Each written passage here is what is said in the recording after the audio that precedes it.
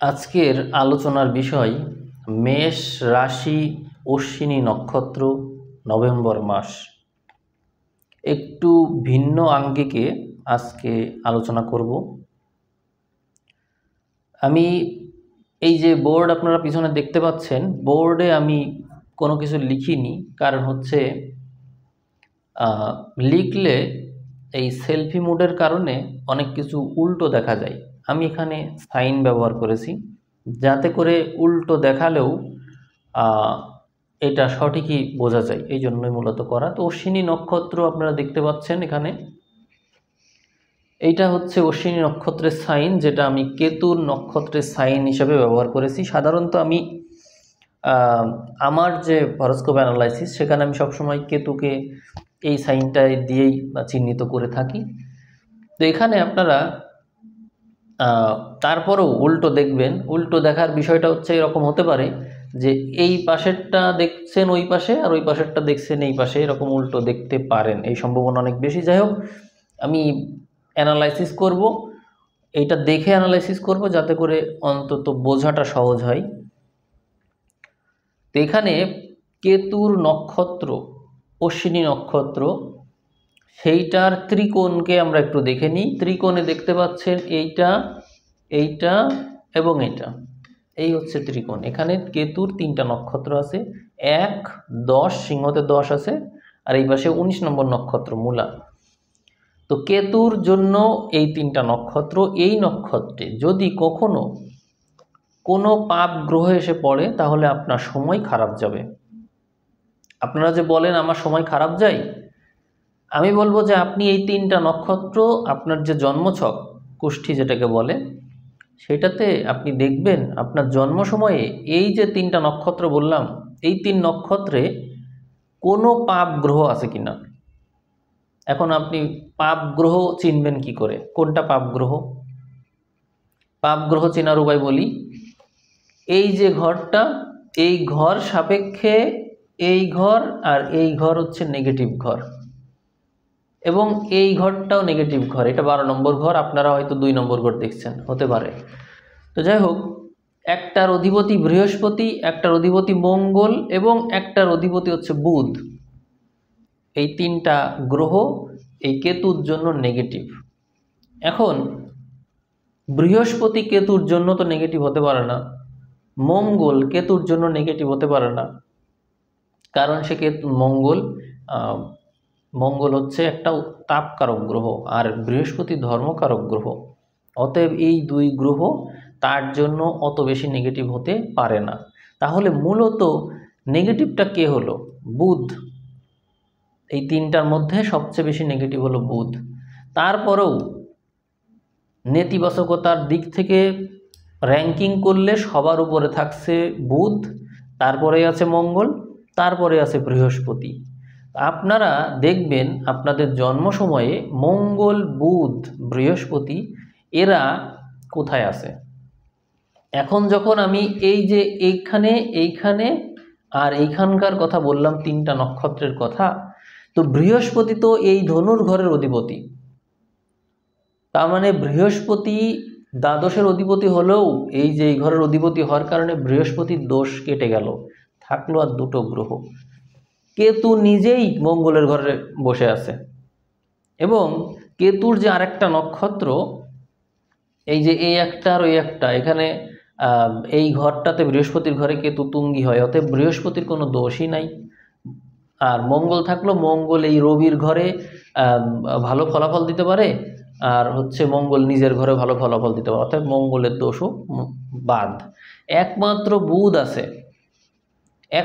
বুধ আছে যে কেতুর জন্য নেগেটিভ। অতএব কেতু প্রধান মানুষের প্রধান যে সমস্যা হয় সেটা হচ্ছে বুধ। এটা সবসময় আপনারা মনে রাখবেন। আপনাদের জন্ম সময়ে যদি বুধ গ্রহ ভালো অবস্থানে না থাকে, আপনাদের জন্য খুবই বিপদ।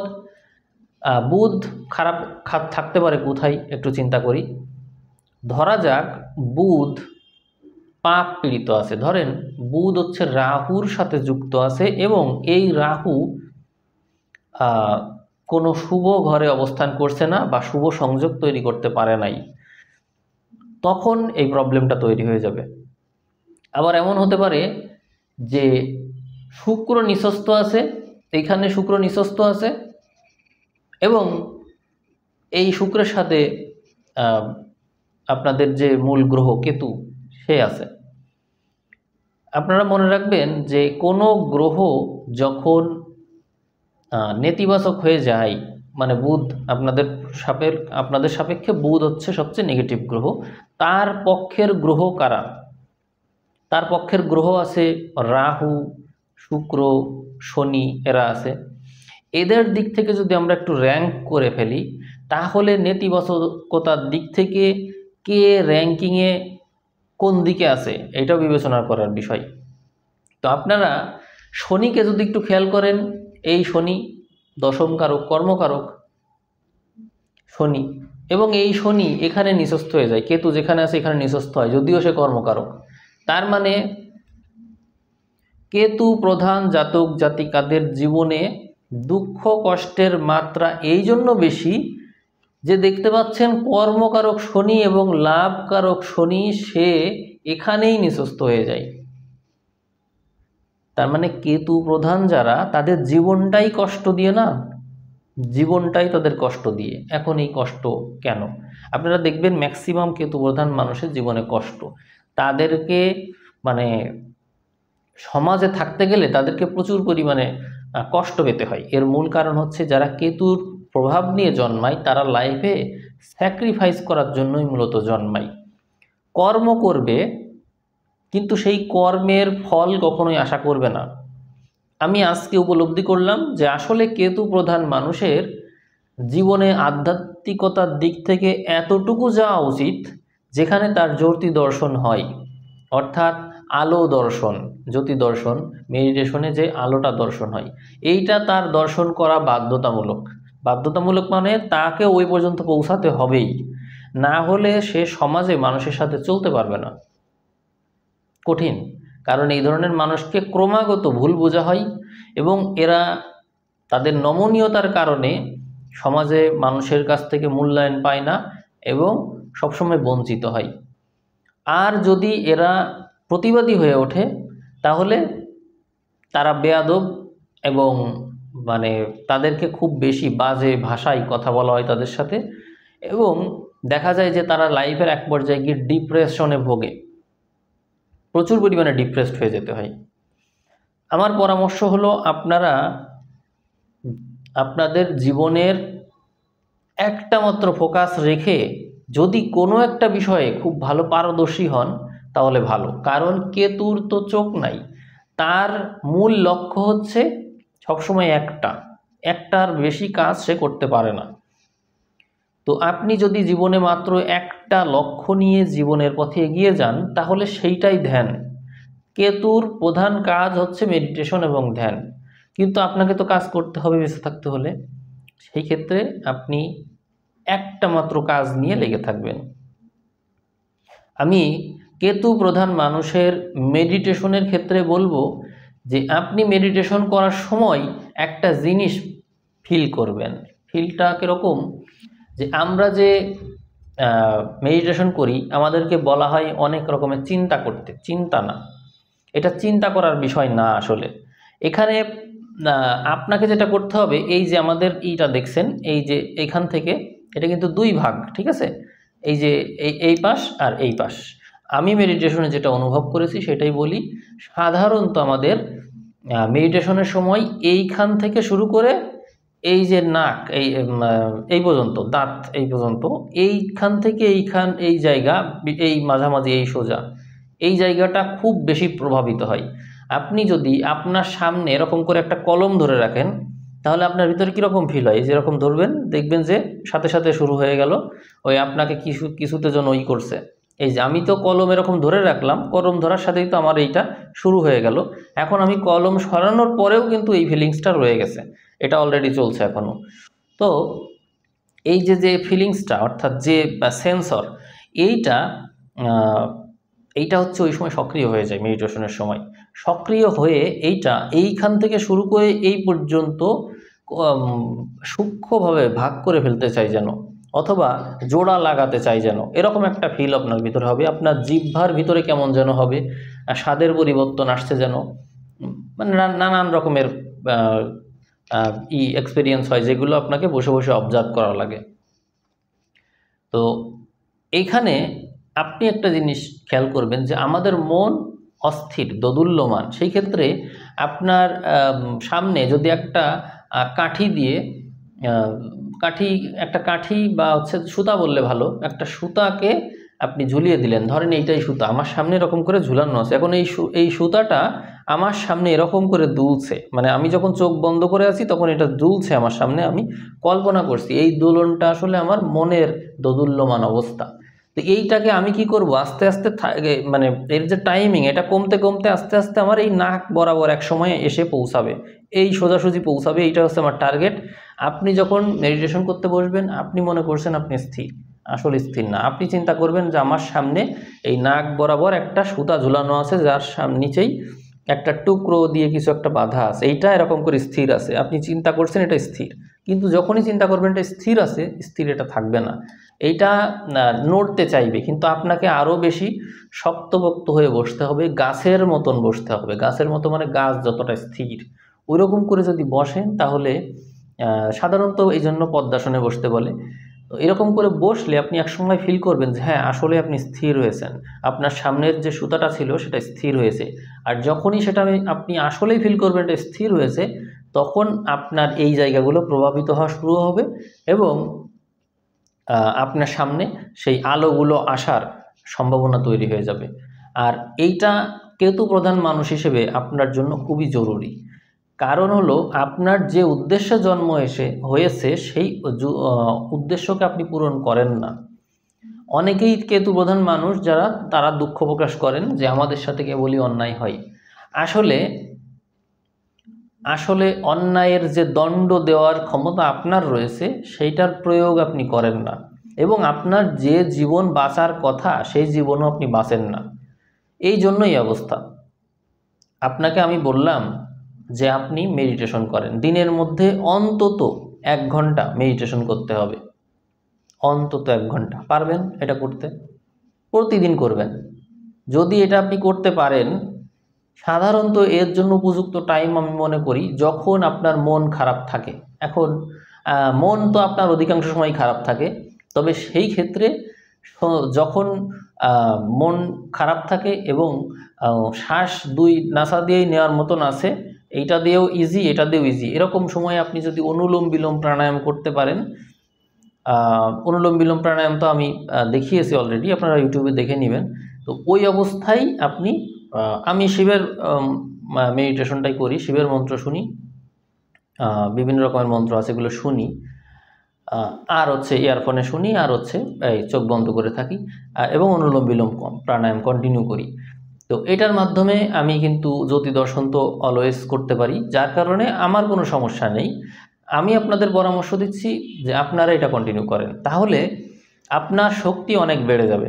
আপনার শক্তি কীরকম বাড়বে বলি, কেউ যদি আপনার সাথে কোনো অন্যায় করে, মানে আপনি তো এনার্জির সাথে আছেন, জ্যোতি দর্শন করা মানে হচ্ছে এনার্জি আপনার সাথে আছে, অতএব আপনি তো সবসময় ন্যায় করবেন, আপনার সাথে ন্যায়ই হবে, এবং ঐশ্বরিক একটা প্রভাব আপনার উপর থাকার কারণে আপনার সাথে কেউ অন্যায় করতে পারবে না।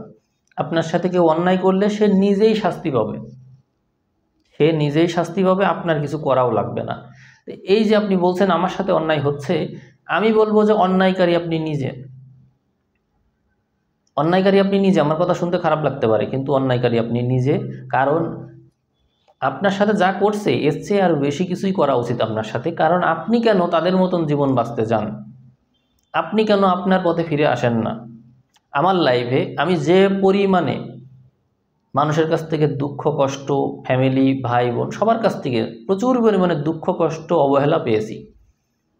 চাকরি বাকরি পাওয়ার ক্ষেত্রে আমি পড়াশুনো করতে ভালো লাগতো না, নিজের মতো নিজে যা ভালো লাগতো তাই করতাম। কিন্তু পরে এই মেডিটেশনের এই জগতে আমি তো প্রচণ্ডভাবে অসুস্থ হয়ে পড়েছিলাম। কোনো রোগ ব্যাধিতে কোনো কিছুতেই রোগ ব্যাধি ভালো হচ্ছিল না। তো আমি এরকম করে ওই সময় অ্যাস্ট্রোলজি প্র্যাকটিস করতাম, হাত দেখতাম। তো ওই একজন আমাকে বলছিল যে আপনি মেডিটেশন করেন। আমি আবার এগুলো দাম দিতাম না, খামোখা চোখ বন্ধ করে বসে থাকা, এইগুলো ভণ্ডামি, এগুলো আমার ভালো লাগে না।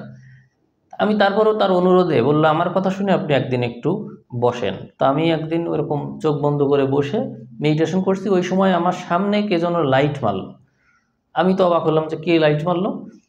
এই যে প্রথম দিনে আমি এটা দেখবো, আমি এটা অকল্পনাও করিনি। এরপর থেকেই আমার জীবনের মানে আশ্চর্য, মানে আমি আশ্চর্য হলাম যে এটা কি হলো। এরপর থেকেই আমি পরিবর্তন হওয়া শুরু হলাম, এবং এরপর থেকে আমার চিন্তা ভাবনা, কথাবার্তা সব কিছু বদলে গেল। আমাকে আমার সমবয়সী মানুষও সম্মান করে চলে, এবং যে কোনো বয়সের মানুষই হোক, আমি হচ্ছি সবার জন্য, মানে সবার জন্য নিরপেক্ষ, সবারই আত্মীয়, কিন্তু আমার কোনো আত্মীয় নেই, এরকম মন মানসিকতা আমার। কিন্তু আমি অন্যের জন্য বিপজ্জনক। বিপজ্জনক কেমন? যখন আমি কারোর উপর সত্যি তারই কারণে রেগে যাচ্ছি, বিরক্ত হয়ে যাচ্ছি, তখন তার ক্ষতি হবে। এই জন্য এই পথে যারা আসে তাদেরকে কখনোই রাগ করলে চলে না। আপনার যদি এই পথে আসার ইচ্ছা থাকে, তাহলে আপনাকে ওই মেডিটেশনটা করতে হবে। আপনি চাইলেই আসতে পারবেন না, আপনি চাইলেই তেমন হয়ে উঠতে পারবেন না। আপনাকে ক্রমাগত অনুলোম বিলোম প্রাণায়াম এবং মেডিটেশন ক্রমাগত করেই যেতে হবে। আপনার ফেস দেখে যখন আর রিড করা যাবে না, তখন আপনি এই পথে এসেছেন বোঝা যায়। যেমন 2-3 মাস আগেও আমার যে ভিডিও ছিল, সেই ভিডিওতে যদি আমার চেহারা আপনারা দেখেন, তাহলে দেখবেন আমার ভিতরে একটা রাগের স্বভাব ছিল, রাগ ভাব। চেহারা দেখলে মনে হয় যেন খুব রেগে আছে, বা বিরক্ত কারোর উপর, এরকম আমি নিজেই দেখে বুঝতাম, অনেকে বলেওছে আমাকে। কিন্তু এখন এগুলো আস্তে আস্তে কমে যাবে, কারণ আমি অনুলোম বিলোম প্রাণায়াম অলরেডি এটা শুরু করেছি। অতএব আমার ফেস দেখেও আমি রিড করতে পারবো না আমার ফেসটা আসলে কি বলতে চাই। নাথিং, কিছুই বলতে চাই না, আমার ফেসে কোনো কিছু নাই।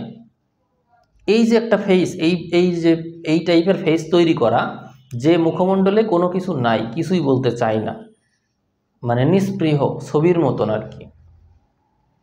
তো এইরকম ফেস আপনাকে তৈরি করতে হবে। আপনার যদি কেতুর নক্ষত্র হয়, তো আপনাকে এই ফেস তৈরি করতে হবে। এটা যদি আপনি করতে পারেন, তাহলে আপনার বাঁচা সফল। আর আপনি তখন একটা এনার্জি বলতে আপনার যে লক্ষ্যে আপনার জন্ম, সেটা পূরণ হলো। সেই ক্ষেত্রে আপনি আপনার মতো স্বাধীনভাবে জীবন বাঁচতে পারবেন। আপনার সাথে কোনো অন্যায় করার সাহস আর কারোরই থাকবে না, কারণ কারোর বংশশুদ্ধ নাশ করারও ক্ষমতা আপনার রয়েছে। কারণ ওই যে আপনি আধ্যাত্মিক পথে অনেক দূর পর্যন্ত এগিয়ে গিয়েছেন, এই জন্য আপনার সাথে অন্যায় করার সাহস কারোরই নাই। বুঝতে পারলেন? আপনি যে মনে করেন আপনি ব্যর্থ আপনারই কারণে, এবং অন্যরা আপনার সাথে যে অন্যায়টা করে, এটা মূলত আপনাকে ডিরেকশন দেওয়া হয়। আপনার তো তাদের প্রতি আরও হওয়া উচিত, কৃতজ্ঞ হওয়া উচিত, যে তারা আপনাকে আপনার পথ দেখানোর জন্য প্রচেষ্টা করেছে। এটাই আমি বলবো। আমি আপনাদের রাশিফল বলতে সেই বিষয়গুলো বোঝাচ্ছি। অনেকেই মনে করে যে বলতে এসেছে রাশিফল, কিন্তু বোঝাচ্ছে এই সব। রাশিফল যে আমি বলতে জানি না, এমন তো না। অনেক দিন ধরেই তো রাশিফল বলছি, অতএব রাশিফল আমি বলতে জানি। কিন্তু পরিবর্তনের এই পথ যতক্ষণ পর্যন্ত স্বীকার না করে নিচ্ছেন, রাশিফল হয়তো আমি আজীবনই বলতে পারবো, কিন্তু আপনি তো পরিবর্তন হবেন না। শুনে কি হবে? ভাগ্যের কি কোনো পরিবর্তন হচ্ছে না। আমি যা বললাম, আপনি শুধু সেই কাজটি করেন। আমার কথা শুনে আপনি অনুলোম বিলোম প্রাণায়াম কন্টিনিউ করেন, এবং শিবের মেডিটেশনটা ইয়ারফোন ব্যবহার করে শোনেন, প্রতিদিন 1 ঘন্টা পড়েন এটা। এরপরে আপনি মিলিয়ে দেখবেন আপনার সাথে কত কিছু ঘটে, এবং সেই ঘটনাগুলো আপনি অবাক হবেন দেখে, যে আমি তো বুঝতেই পারি নাই, আমার জীবনের রহস্য তো আমি বুঝতেই পারি নাই। কেতুর নক্ষত্রে জন্ম হওয়া বিরাট বড় সৌভাগ্যের ব্যাপার, অত্যন্ত সৌভাগ্যের ব্যাপার, এবং একই সাথে অনেক বড় দুর্ভাগ্যেরও ব্যাপার। কারণ যে সঠিক গাইড পায় না, যেমন আমি আপনাদের গাইড করছি, আমাকে গাইড করতে পারে নাই, আমি অনেক এক্সপিরিয়েন্সের ভিতর দিয়ে দুঃখ কষ্ট পেয়ে ওই যে শেষে তো একজন রিকোয়েস্ট করলো এবং আমি মেডিটেশন করার সাথে সাথে আলো দর্শন হয়ে গেল। তার মানে কি হলো? তার মানে একটা না একটা উপায় আছে। আমি রোগ ব্যাধিতে আক্রান্ত না হলে কিন্তু মেডিটেশনের এই পথে কোনোদিনই আসতাম না। তো আপনাদের বলবো, আপনাদের জীবনে দুঃখ কষ্টের বোধ থেকে, পীড়া থেকে মুক্ত হওয়ার জন্য হলেও তো আপনারা আসবেন। কেউ না কেউ এই ভিডিও দেখে অবশ্যই চেষ্টা করবে এবং সে অবাক হবে। যার জীবনে জ্যোতি দর্শন হয়ে যায় একবার, তার এই জন্মেই মুক্তি। কোনো ধর্ম পালন করা আপনার কখনোই প্রয়োজন হবে না। কোনো ধর্ম, কোনো দেবতাকে প্রণাম করা লাগবে না, কোনো মানুষকে প্রণাম করা লাগবে না, কাউকে প্রণাম করা লাগবে না। আপনার কোনো কিছুর সামনে আপনার কখনোই নত হওয়া লাগবে না। বুঝতে পেরেছেন? আপনার জ্যোতি দর্শন হয়ে যাওয়া মানে হচ্ছে আপনি অন্য একটা স্তরে পৌঁছে গিয়েছেন, যেখানে আপনার সাথে আর কোনো প্রকার প্রথার কোনো সম্পর্ক নাই। আপনি নিজেই ধর্ম এখন, এরকম পরিস্থিতিতে আপনি পৌঁছে যান। অতএব আমি আপনাকে বলবো, আপনি ওই স্তরে পৌঁছান এবং নিজের জীবনকে এবং নিজেকে নতুনভাবে জানেন।